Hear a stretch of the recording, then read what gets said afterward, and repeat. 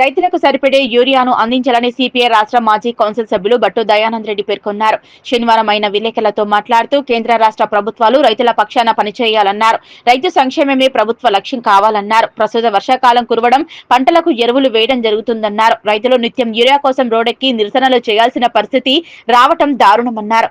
ఎకరానికి ఒక బస్తా అనే నిబంధనలు లేకుండా పంటకు సరిపడే యూరియాను అందించాలన్నారు. నానో యూరియాపై రైతులకు అవగాహన కల్పించాల్సిన అవసరం ఎంతైనా ఉందన్నారు. సీజన్ కంటే ముందు నానో యూరియా పట్ల ప్రతి గ్రామంలో రైతులకు అర్థమయ్యేలా అవగాహన సదస్సులు ఏర్పాటు చేయాలన్నారు. సకాలంలో రైతులకు ఎరువులు అందించకపోతే రైతుల పక్షాన పోరాటం చేస్తామన్నారు.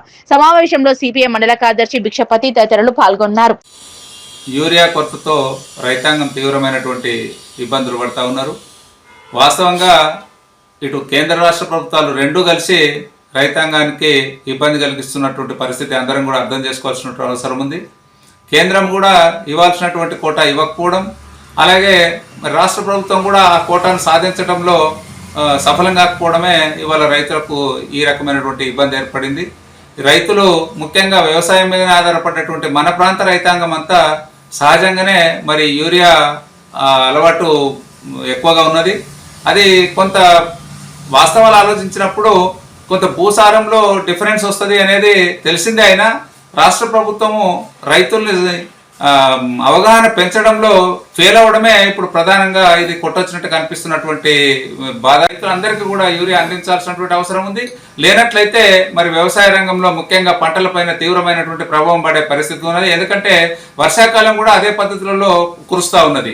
ఎందుకంటే ఎప్పుడు పెద్ద వర్షం పడటం లేదు, చిన్నగా ఊరుకోవటం లేదు. దీనివల్ల చేన్లు పెరుగుదలలో చాలా తేడా వస్తున్నది. కాబట్టి ఇప్పటికైనా రాష్ట్ర ప్రభుత్వం చొరవ తీసుకొని ఖచ్చితంగా రైతులకు యూరియా సరఫరా చేయాల్సినటువంటి అవసరం ఉంది.